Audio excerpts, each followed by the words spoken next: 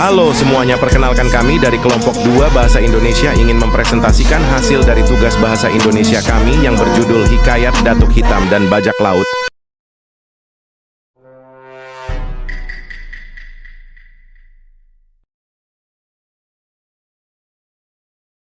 Alkisah terdapat sebuah kampung bernama Kampung Seberang yang terletak di pinggir laut dengan pasir terhampar di sepanjang pantai. Kampung tersebut dipimpin oleh seorang penghulu bernama Datuk Hitam. Badannya tinggi, tegap, dan memiliki sorot mata yang tajam berwibawa. Datuk Hitam mempunyai seorang istri dan 2 orang anak.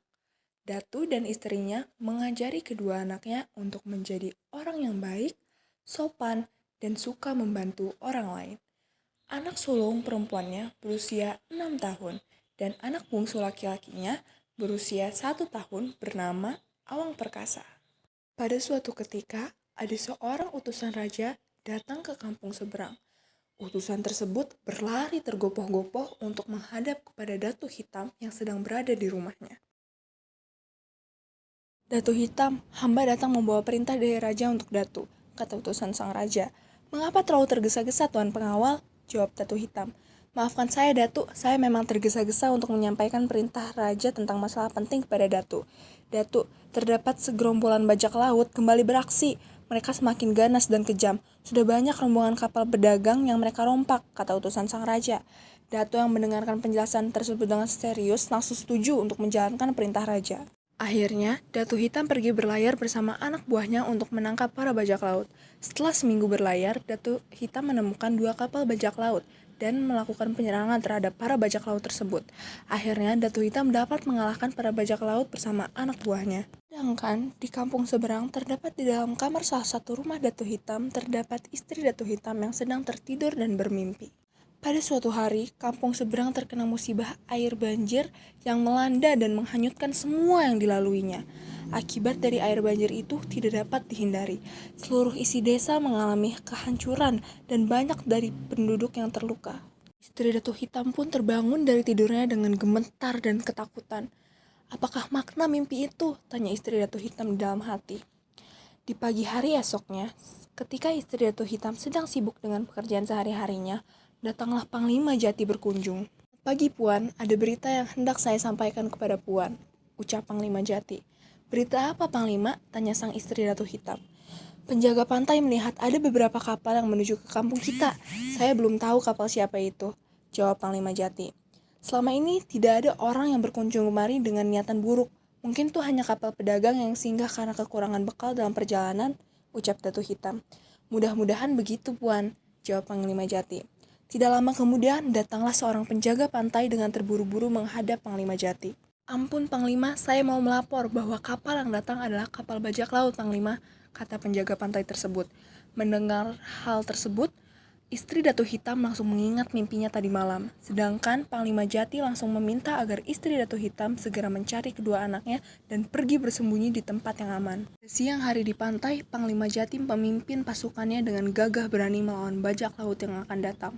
Akan tetapi, dikarenakan kekurangannya jumlah, Panglima memutuskan untuk mundur dan memilih kembali ke kampung. Panglima terkejut mendapati kampung sudah terbakar oleh segerombolan bajak laut. Rumah-rumah menyala di lahap api. Akan tetapi, terdapat seorang bajak laut yang berteriak memanggil-manggil nama Datuk Hitam. Datuk Hitam, di mana kau? Ini aku, Datuk Lintang dari Siantan. Jika kau tidak keluar sekarang juga, orang-orang ini akan saya bunuh, ancam Datuk Lintang. Panglima Jati yang tidak tega mendengar ancaman Datuk Lintang, akhirnya berdiri dan menghadap langsung Datuk Lintang dan berkata, "Aku Datuk Hitam, aku akan melayani tantanganmu Datuk Lintang," jawab Panglima Jati. Tiba-tiba Datuk Lintang melancarkan serangan ke Panglima Jati. Panglima Jati berhasil mengelak, akan tetapi terdengar suara meminta tolong yang berasal dari istri Datuk Hitam, yang membuat pikiran Panglima Jati terpecah, dan Datuk Lintang memanfaatkan waktu tersebut dan langsung menusuk dada Panglima Jati. Para bajak laut ternyata berhasil menangkap istri Datuk Hitam dan kedua anaknya, membawa mereka ke hadapan Datuk Lintang. Datuk Lintang akhirnya memutuskan untuk berlayar pergi dan membawa kedua anak Datuk Hitam untuk dijadikan budaknya. Akan tetapi, anak perempuan Datuk Hitam tergeletak tak berdaya setelah ditikam oleh salah satu anak buah Datuk Lintang. Duar!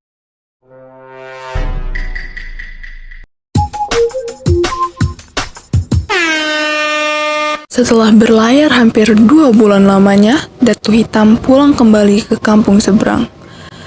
Datuk Hitam terkejut mendapati keadaan kampung seberang sudah porak-poranda. Seorang pengawal pun menghampiri Datuk Hitam. "Datuk, untunglah Datuk sudah pulang," kata pengawal. "Pak, ada apa yang menimpa kampung kita? Kebakaran besar," tanya Datuk Hitam. "Bukan hanya kebakaran, Datuk, tetapi ini semua dibakar oleh segerombolan bajak laut yang datang ke sini. Ada beberapa orang yang dibawa pergi oleh bajak laut itu, tapi beberapa dari kami dapat bersembunyi di hutan," jawab pengawal. "Apakah kalian tahu siapa pemimpin bajak laut tersebut?" tanya Datuk Hitam.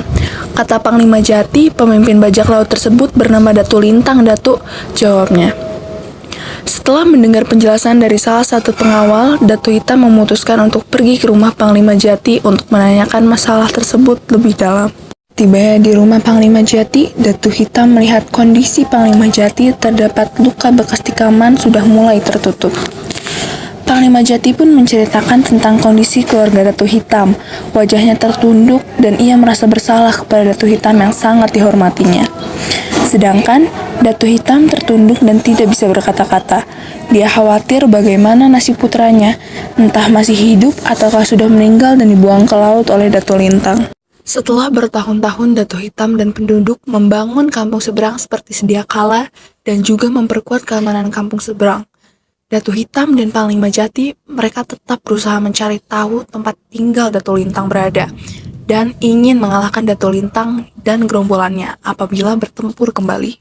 Kepulangan Datuk Lintang membawa kemenangan dan harta rampasan yang banyak ke negeri Lintang. Di Siantan, disambut oleh banyak anak buahnya. Di sampingnya terlihat seorang anak kecil berjalan mengikutinya. Datuk Lintang bertemu dengan Lading setelah sekian lama tidak bertemu dengan anak satu-satunya dan memperkenalkan Awang Perkasa pada Lading. Lading memandang Awang Perkasa dengan penasaran. Awang Perkasa mengulurkan tangannya ke arah Lading dan dibalas malas oleh Lading.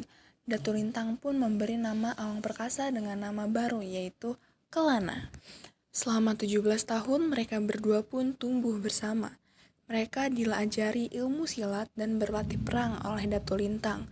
Lading tumbuh menjadi pemuda yang kasar, suka berbuat seenak-enaknya, dan suka menyakiti orang lain. Sementara Kelana adalah pemuda yang ramah, tidak sombong, dan suka membantu orang lain. Pada suatu ketika, Datuk Lintang meminta Kelana dan Lading untuk menghadap kepadanya. Beliau berkeinginan untuk mengadakan pertandingan di pekan depan untuk melihat kemampuan mereka dalam menguasai ilmu perang dan silat. Lading yang mendengar hal tersebut berniat untuk mencelakakan Kelana dalam pertandingan tersebut dan memperlihatkan kepada penduduk negeri Lintang dan juga ayahandanya bahwa kemampuannya lebih tinggi dibandingkan Kelana. Pekan kemudian pertandingan pun datang. Lading dan Kelana sudah bersiap-siap tentunya.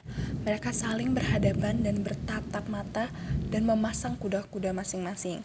Mereka pun bertarung mulai dari menggunakan jurus tangan kosong hingga menggunakan keris. Lading bersemangat untuk menusuk kerisnya ke arah Kelana, sedangkan Kelana menghindari dengan tenang sambil menyerang balik. Pertandingan ini diakhiri dengan kekalahan Lading yang melawan Kelana. Lading pergi dari lapangan dengan perasaan marah tidak menerima kekalahannya. Pada suatu hari, Lading tampak sibuk memerintahkan orang kepercayaannya untuk mempersiapkan sebuah kapal beserta beberapa anak buah kapal. Ia berencana untuk pergi berlayar, meminta bantuan kampung seberang untuk membunuh Kelana. Sudah sebulan lamanya, Lading dan anak buahnya berlayar menuju kampung seberang. Lading menyuruh setiap anak buah kapalnya untuk menyobek-nyobek pakaian mereka dan mengolesi pakaian mereka dengan darah ayam. Saat sampai di pantai kampung seberang, rombongan Lading diterima oleh beberapa pengawal. Pengawal tersebut mengantarkan Lading dan rombongannya ke hadapan Datuk Hitam. "Selamat datang di kampung seberang," sambut Datuk Hitam.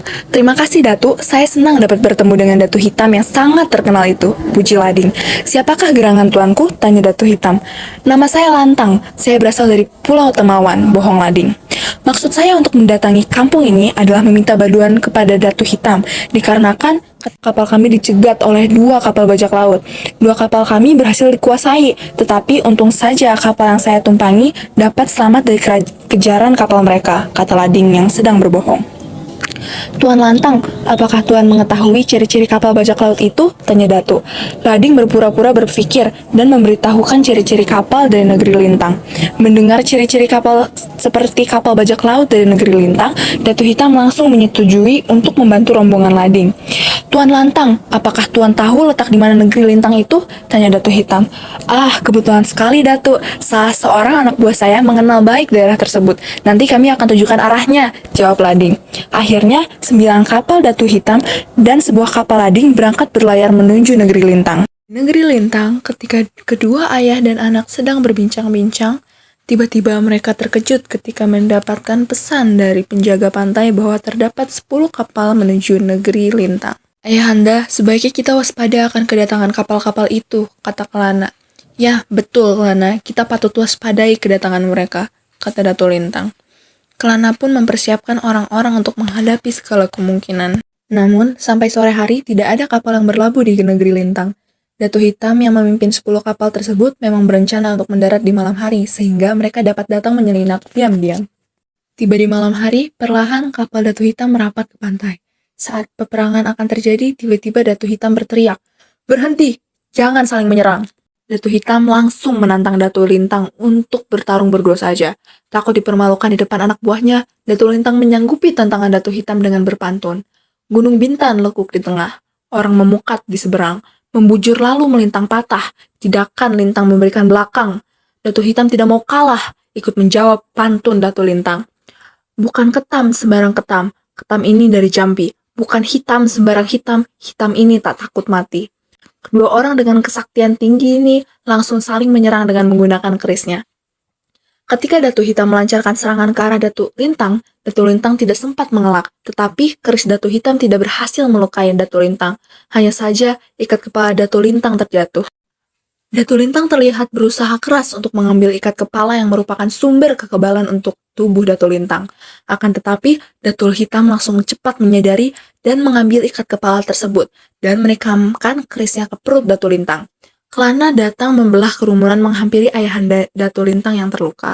Ananda akan membalas dendam ayahanda, hutang nyawa dibayar nyawa, kata Kelana.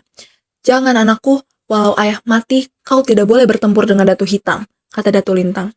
Mengapa tidak boleh ayahanda? Tanya Kelana. Datu, dia ada awang perkasa, kata Datu Lintang. Ayah, apa maksud semua ini? Tanya Kelana kebingungan. Dia memang ayahmu, nak, ayah kandungmu. Aku hanyalah ayah angkatmu, jelas Datu Lintang. Setelah menjelaskan hal tersebut, kondisi Datu Lintang semakin melemah, dan Datu Lintang akhirnya meninggal di pangkuan Kelana. Di tengah suasana haru atas kematian Datu Lintang, Lading tiba dengan terkejut melihat ayahandanya telah meninggal. Lading mengacungkan kerisnya siap untuk menyerang Datu Hitam. Akan tetapi, Kelana langsung berdiri menghalangi dan ikut mengacungkan kerisnya. Akan tetapi, Lading kalah dikarenakan kehabisan tenaga dan meninggal dunia. Sejak saat itu, negeri Lintang dipimpin oleh Kelana. Penduduk negeri Lintang berhenti menjadi bajak laut. Mereka mulai belajar menjadi nelayan atau petani, atau bahkan menjadi pedagang. Berkat kepemimpinan Kelana, negeri Lintang semakin makmur dan sejahtera. Moral dari kisah Datu Hitam dan para bajak laut mungkin berkaitan dengan pentingnya kejujuran dan keadilan. Dalam cerita tersebut, Datu Hitam dianggap sebagai tokoh yang jujur dan adil, sementara bajak laut dianggap sebagai orang yang tidak jujur dan tidak adil. Dengan demikian, moral dari kisah tersebut mungkin bisa menjadi pentingnya untuk selalu berlaku jujur dan adil dalam setiap situasi dan setiap saat.